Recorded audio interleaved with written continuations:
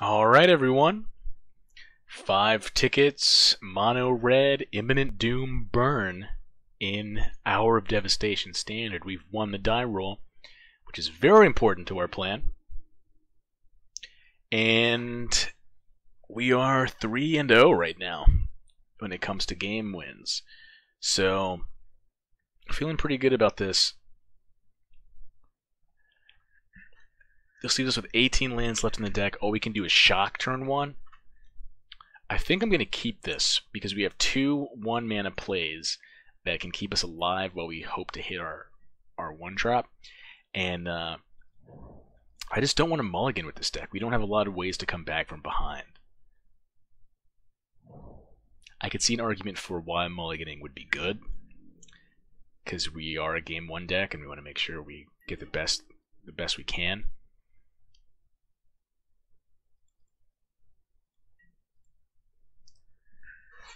But if we get there, it'll be nice. I mean, already missing a land drop is no good, and we're up against Marvel-less Marvel, or some green-red energy Marvel here.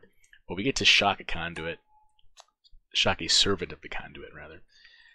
In response to the energy trigger, let's do it.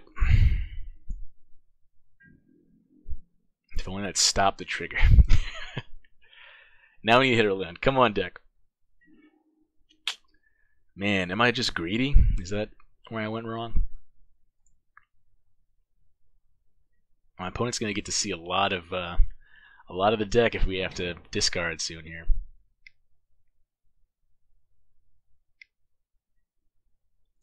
Yeah, I get it, everyone. The mulligan was the play. I get it.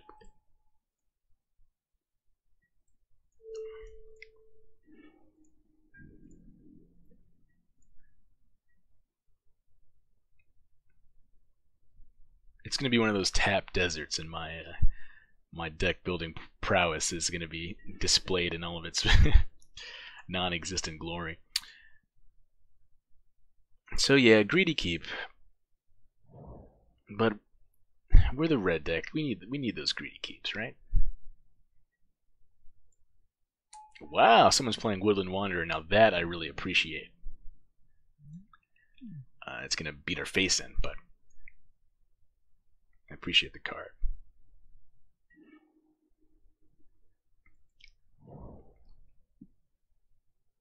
Well, mistakes may have been made.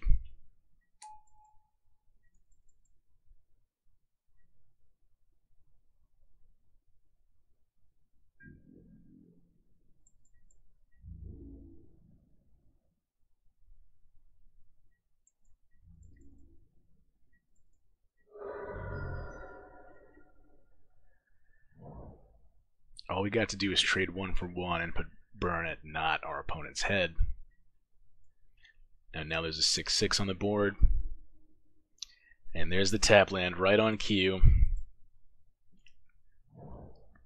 Right on cue. Well, we're pretty far from winning this one.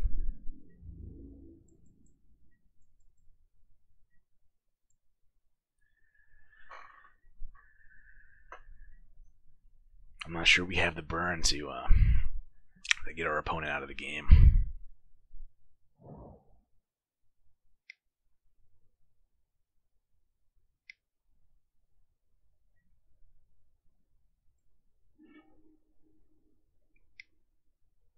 Done deal.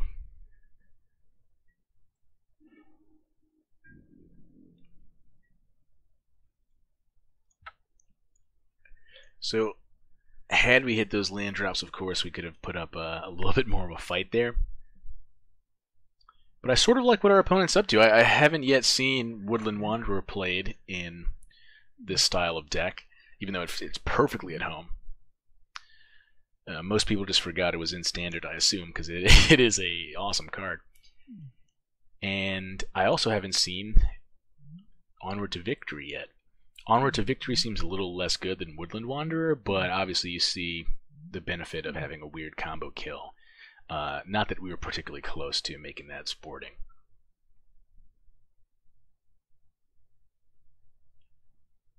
Perhaps I'll learn a lesson about my greed.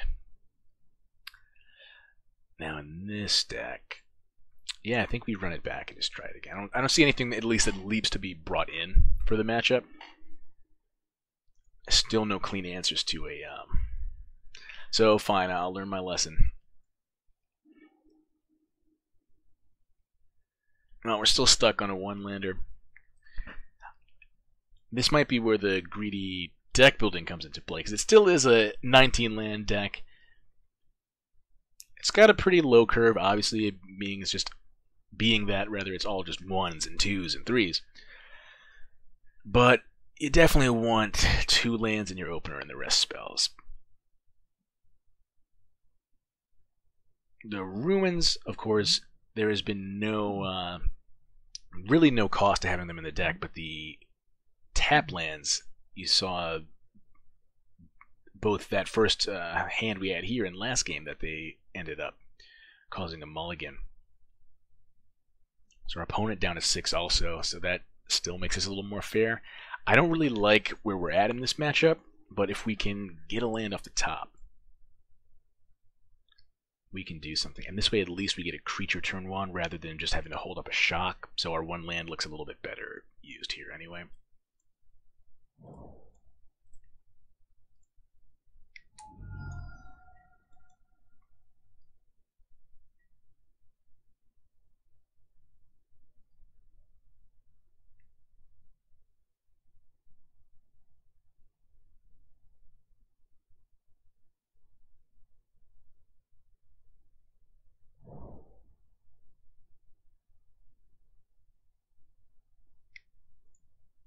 Opponent attunes. Build up some of those energy stores that I'm sure they use for something.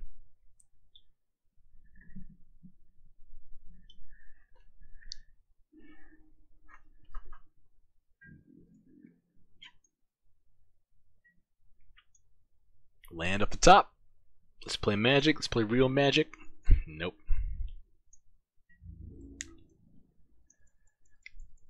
Well, this is not our deck at its finest, but I guess it is true. Maybe we're better off with 20 lands in this, just to mitigate some of these awful mulligans.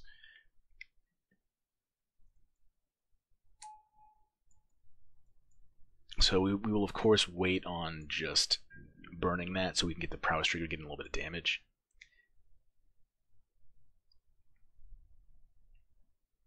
It's a little loose. I mean, we get the thing, so maybe we'd want to have the archer down. So now we're still just stuck playing off curve. We can't let them ramp, though. So this is just the way it ends up being.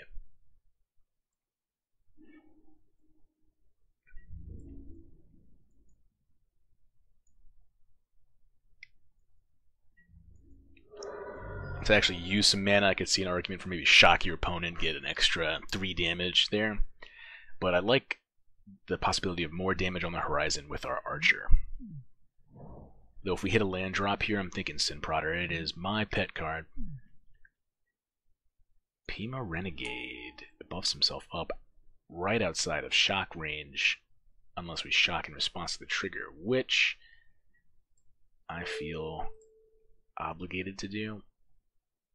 They're pretty happy. Our opponent's pretty happy about making us force these trades, but I really don't want our opponent to just ramp into whatever top end they're sitting on. I want to keep them stumbling a little bit on their mana, so we can try to capitalize on it if there's anything we can do to capitalize on that.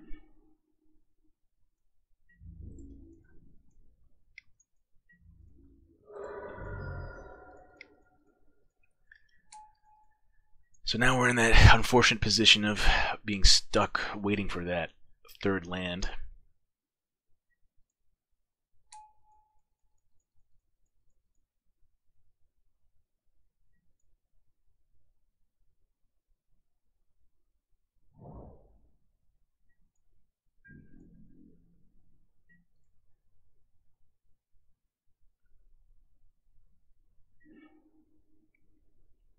No such luck.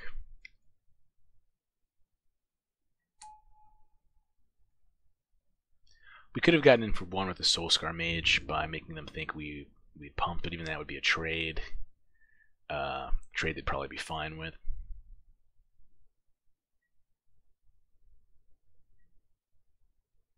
I mean, this deck doesn't want too many lands. Our curve tops out at 3.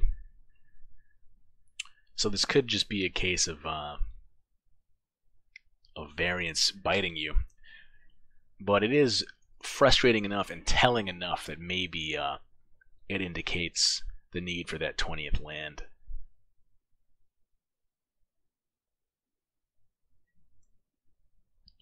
Worth noting, this is the closest thing to a tier style of deck that we've faced.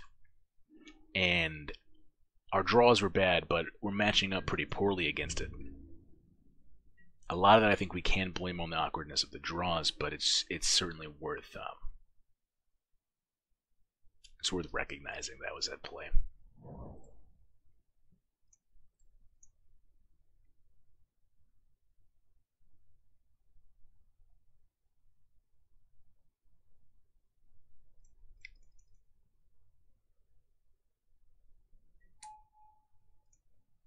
I think it's at the point. Nah, I'm not sure it's at the point of throwing away the Firebrand Archer, but Sin Prodder's good. One of the ways we can dig back out of this is if Sin Prodder can do his best Bob impersonation here. But likely our opponent just takes the 3.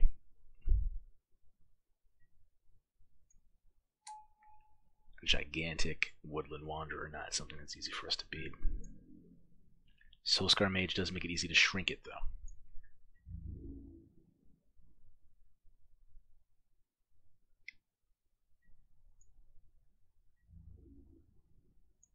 I think Firebrand Archer represents enough damage over the course of the game that I don't just want to throw it away to the Woodland Wanderer there. Or to the Rogue Refiner there, rather. Let's see what's on top. A 3-drop here would be nice, because then our opponent actually has to make a decision.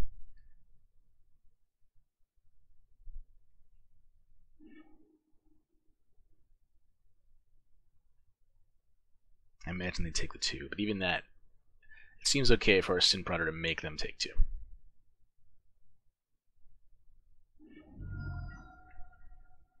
And Imminent Doom, the fun begins.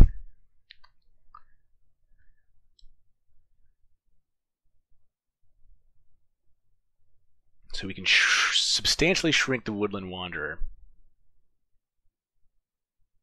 And then attack with everything.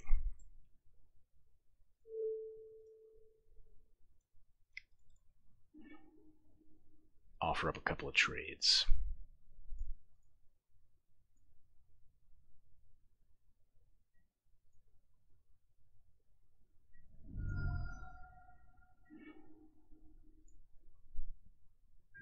Which I think we're just at the point of the game where that is what has to happen. It's funny that the neg1, neg1, and the +1 counters just cancel out. So now it's the old 2-2 for 4. So opponent has some interesting choices on the block. Kill Sin Prodder, take 4 is what they're going with. Sin Prodder won't be able to get rid of both of these guys, but I have to get rid of the Chandler because I don't like the mana ramp.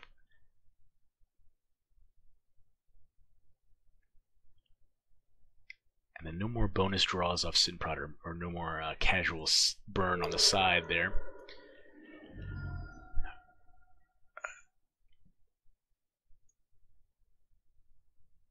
We get cracked back for 5 down to 10. Maybe our opponent doesn't have anything. Maybe we claw our way back in. I really do appreciate Soulscar Mage in this strategy. It's one of the only ways Red can deal with these ginormous creatures. Okay, no Glorybringer is at least something here. Alright, what do you have, opponent? Harness Lightning.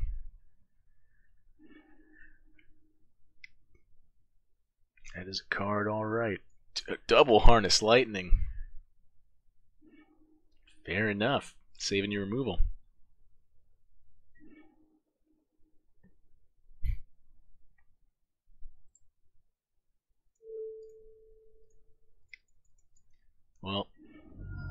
Burn players know the drill. Try not to die. We don't really have the outs, unfortunately. We need to draw a blocker in between throwing Burn at the opponent's face. Yeah, and that puts it out of the way. Still, they keep their 2-turn clock.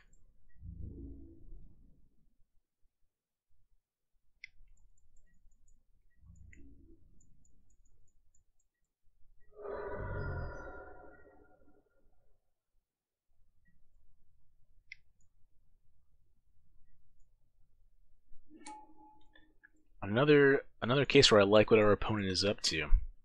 This Marvelous Marvel deck is pretty fun. And even the cut to ribbons, I wonder if that comes out of the board. This is just a pure 5-color shenanigans deck.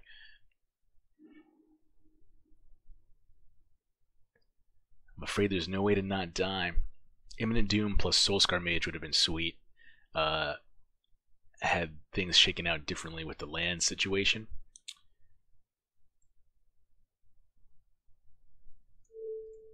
I'll give our opponent a fresh look at some different cards in hand. And scoop it on up. So really unfortunate draws there, which could have been mitigated by my first game mulligan decision, I think.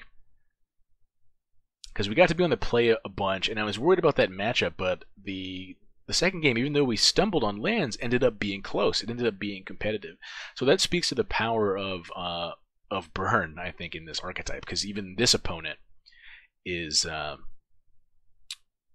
to a little bit of dirtling to justify that mana base. So a little bit of, maybe it's the 20th land, maybe it's the mulligan decisions, but I don't feel too bad about this. So we drop now to 3-1, so we'll play one more game and we'll follow the MTG Goldfish, Seth, better known as Saffron Olive, game plan of playing 5 matches with the budget deck and just seeing where it shakes out. So we're going 3-1 for our 5th match of Standard.